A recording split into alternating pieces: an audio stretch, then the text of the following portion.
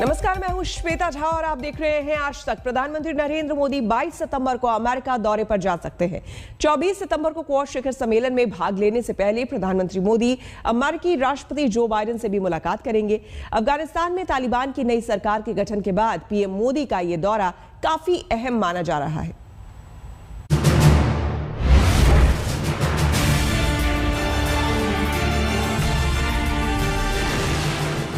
दुनिया के सामने एक बार फिर से ये तस्वीरें आने वाली हैं।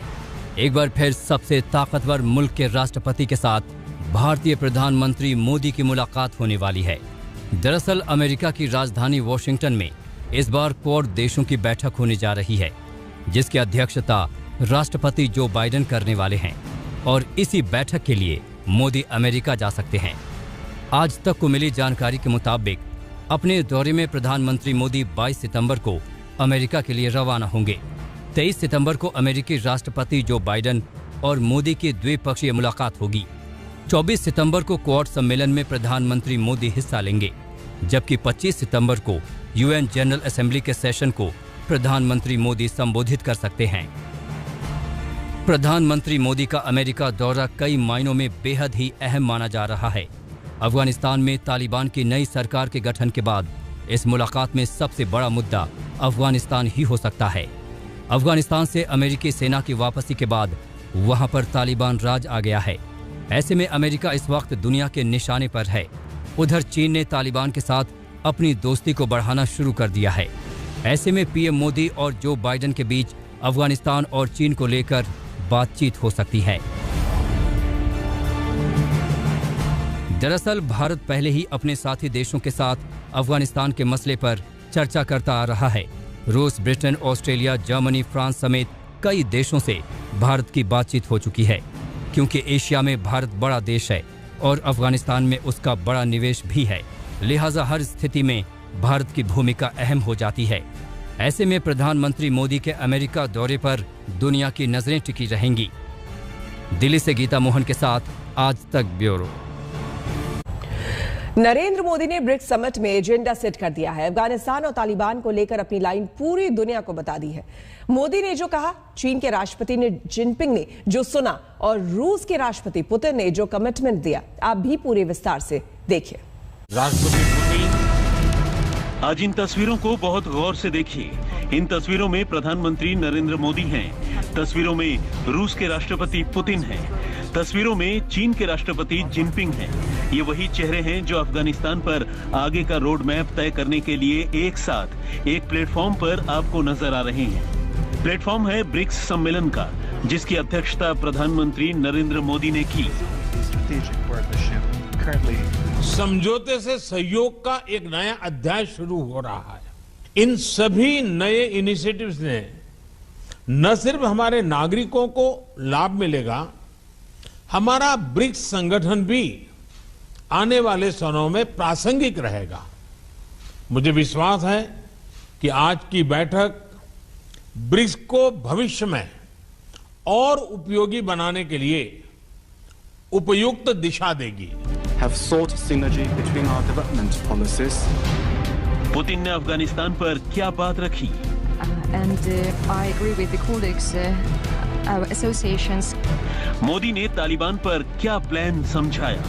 खुशी की बात है, आज की इस बैठक के लिए आज हुई ब्रिक्स बैठक पर दुनिया भर की नजर है, क्योंकि अफगानिस्तान को लेकर अभी पाकिस्तान और चीन को छोड़कर किसी दूसरे मुल्क का स्टैंड क्लियर नहीं है।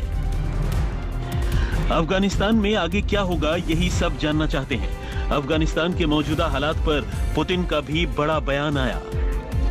US and its allies' withdrawal from Afghanistan has led to a new crisis, and it's still unclear how this will affect regional and global security. That's why it is for good reason that our countries have paid special attention to this issue. Meanwhile, we are all interested in Afghanistan's ceasing to be a threat to the neighbors. आतंकवाद को लेकर मोदी की line एकदम clear है। कई बार अंतर्राष्ट्रीय मंचों पर मोदी ने आतंकवाद के मुद्दे पर पूरी दुनिया को एक पेज पर आने की बात कही है। आतंकवाद हमारे समय की एक बड़ी चुनौती है। यह खतरा एक देश या एक क्षेत्र के लिए नहीं, ये खतरा पूरी मानवता के लिए है। आतंकवादियों के न तो अपने बैंक होते हैं, न टंकसाल और न ही हथियारों की फैक्ट्री, फिर भी उन्हें धन और हथियारों की कभी कमी नहीं होती। कहां से पाते हैं ये सब? कौन देता है उन्हें ये सुविधाएं? आतंकवाद की स्टेट स्पॉन्सरशिप सबसे बड़ा खतरा बना हुआ है। यह बहुत बड़ा दुर्भाग्य है कि लोग अभी भी गुड टेररिस्ट और बैड टेररिस्ट का भेद करने की गलती कर रहे हैं। अगर आतंकवाद के मुद्दे पर दहशतगर्दों के सपोर्टर मुल्क चौतरफा घिरे हुए हैं, तो उसके पीछे भारत की कूटनीति है।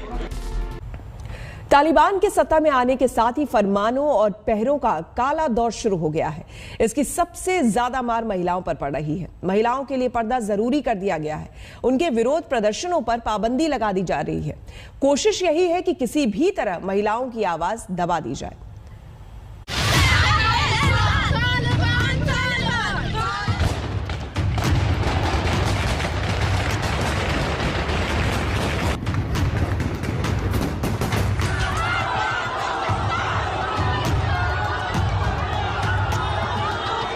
तालिबान के जिस रूप से पूरी दुनिया डर रही थी, सत्ता संभालते ही उसने वो रूप दिखाना शुरू कर दिया है। तालिबान की हुकूमत आते ही अफगानिस्तान में जुल्म और अत्याचार का सिलसिला फिर से शुरू हो गया है। फतवों के सहारे तालिबानी आतंक का राज कायम करने की कोशिश में लग गए हैं और उनके निशाने पर हैं अपने ही मुल्क की महिलाएं, क्योंकि तालिबानियों को ना महिलाओं की ताकत पसंद है और ना ही उनकी तरक्की। तालिबानी सोच में महिलाओं की जगह गुलामों से ज्यादा कुछ भी नहीं, और ये बात तालिबान के एक प्रवक्ता के बयान से समझी जा सकती है, जिसमें उन्होंने साफ कहा, همون زنا است که ملت شهید پرور پیدا میکنه، اینا رو تربیه میکنه، با اخلاق اسلامی تربیه میکنه، اینا رو در مقابل 3 تا ستمکش جهان در طی 100 سال اخیر کشف کرده. بدی کار چی است که یک زن مثلا وزیر باشه؟ چرا باشه؟ ما همین سوال تو بود، من دوال بود، چرا نباشه؟ خود چرا نباشه؟ ما برات میگم که چرا نباشه. کاری که زن میکنه و زن نمیتونه اون کارو بکنه.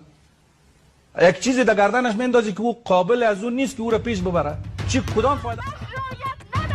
तालिबान की इसी सोच के खिलाफ अफगान महिलाओं ने मोर्चा खोल दिया है। देश के कई शहरों में महिलाएं एकजुट होकर आजादी और तालिबान के अत्याचारों के खिलाफ आवाज उठा रही हैं।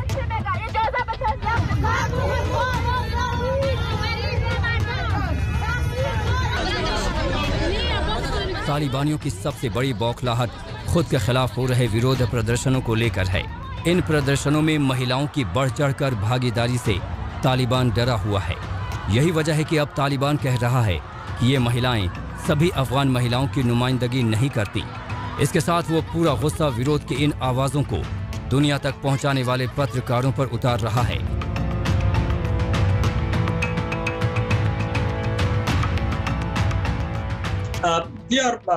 They are against freedom of speech in media. When the spokesman of Taliban, Zabiullah Mujahid, talks, he always say they are pro freedom of, but in action the situation is totally different. कई शहरों में हो रहे प्रदर्शन को खत्म करने के लिए तालिबान ताकत और बंदूक का भी सहारा ले रहा है। इस बीच उसने ऐसी रैलियों को दबाने के लिए पहले से इजाजत का फरमान भी जारी कर दिया है। तालिबान ने जिस दिन से काबुल पर कब्जा किया है, अगर किसी ने तालिबान के खिलाफ विद्रोह छेड़ा है तो वो हैं महिलाएं, क्योंकि उन्हें मालूम है कि तालिबान के ताकत में आने का मतलब है जुल्म की इंतहा।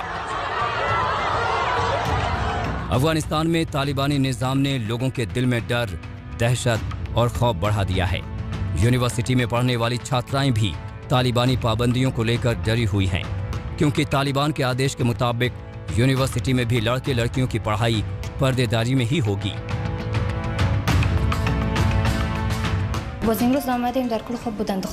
इस नीति के तहत लड़कों और लड़कियों को अलग कर दिया जाएगा और मुमकिन है कि वो क्लास में अलग समय पर आएं। हमारी क्लास आधिकारिक तौर पर अगले बुधवार से शुरू होगी। नई पाबंदियों के बाद वो हमें पिछले दशकों में ले जाना चाहते हैं, क्योंकि उन्होंने ऐसी कई पाबंदियां लगाई हैं जो सिर्फ लड़कियों पर लागू होती हैं। कुल मिलाकर तालिबानी राज के साथ अफगानिस्तान में पाबंदियों के नाम पर आतंक के पहरे का युग शुरू हो गया है, जिसकी सबसे ज्यादा मार महिलाओं पर पड़ेगी। आज तक ब्यूरो। हमारे लिए वक्त हो गया है एक छोटे से ब्रेक का। बने रहे हमारे साथ, देखते रहिए आज तक। अफगानिस्तान में तालिबान की करतूतों और उनके जुल्मों सितम की तस्वीरें आनी शुरू हो गई है, लेकिन इस बीच अफगानिस्तान की एक वायरल तस्वीर ऐसी आई है जिस पर हो सकता है कि आपकी हंसी भी छूट जाए। हालांकि ये हंसने की बात नहीं है। जो तस्वीरें हम आपको दिखाने जा रहे हैं उसके बाद आप सोचेंगे कि क्या तालिबानी इसी युग, इसी संसार में जीते हैं।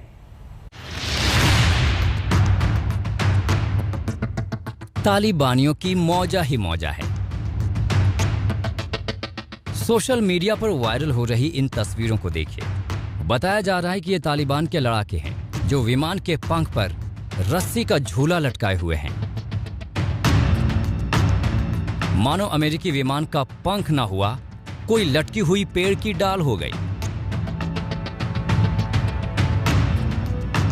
पंख में जाने कैसे छेद हुआ, कैसे रस्सी डाली गई, इस जुगाड़ का विज्ञान ये तालिबानी ही जाने। लेकिन उन्होंने अमेरिकी इंजीनियरिंग का ऐसा अपमान कर डाला कि अंतरिक्ष टूर कराने का सपना पाल चुके जेफ बेजोस जैसे लोग अपना माथा पीट लें। अमेरिका ने 30 अगस्त को जब अफगानिस्तान से बोरिया बिस्तर समेटा तो काबुल एयरपोर्ट से आई तस्वीरों में दिखा कि छोड़ दिए गए अमेरिकी विमानों को निष्क्रिय किया गया है।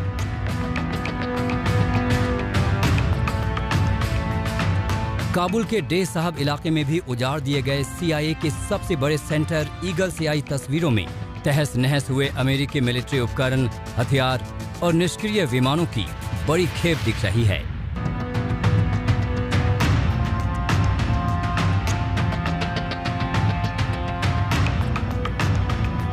झूले वाले इस विमान की तस्वीर अफगानिस्तान में किस जगह की है, इसकी कोई जानकारी हासिल नहीं हुई है।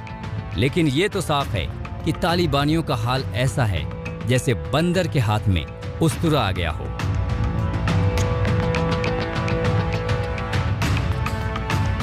विमान के पंख पर सिर्फ झूला नहीं पड़ा है, विमान पर अंग्रेजी भाषा में दिल के निशान के साथ भावनाएं भी उमड़ घुमड़ आई हैं।